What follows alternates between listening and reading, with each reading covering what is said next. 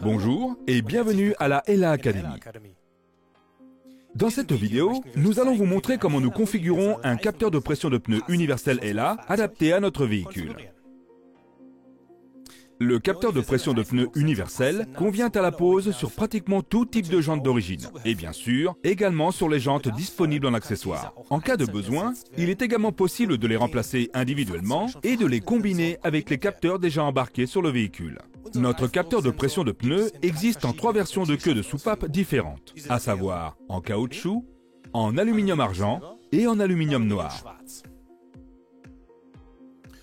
Avant de poser ces capteurs, sur un nouveau train de pneus d'hiver par exemple, il faut les programmer. Pour ce faire, nous utilisons un appareil de diagnostic approprié pour système TPMS.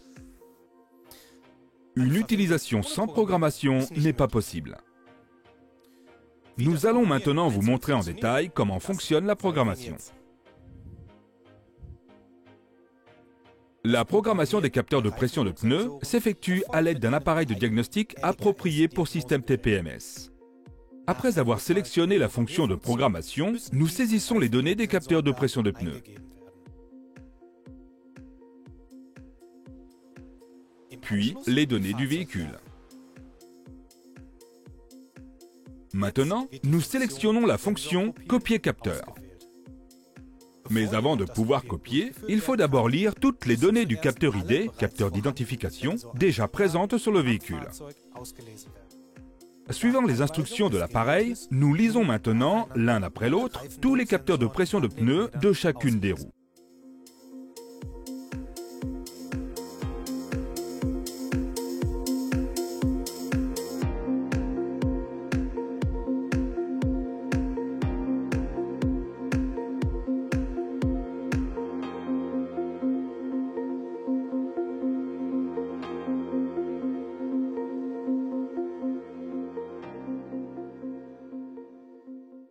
Si tous les capteurs ont été lus avec succès, nous pouvons commencer à copier les données sur les nouveaux capteurs.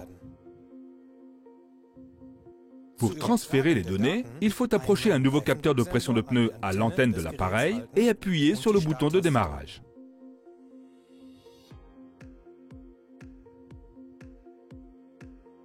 Si le transfert a été effectué avec succès, le capteur ID s'affiche à l'écran. Nous recommandons de marquer le capteur dont la programmation est aboutie selon la position de montage, puis de le déposer en toute sécurité. Répétons ensuite le processus pour les 3 autres capteurs de pression de pneus. Si toutes les données ont été transmises avec succès, cet état s'affiche ensuite à l'écran.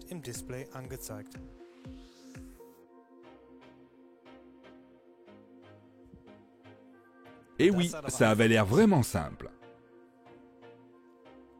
Notre capteur a été configuré avec succès et peut désormais être posé sur une nouvelle jante ou sur un nouveau train de pneus.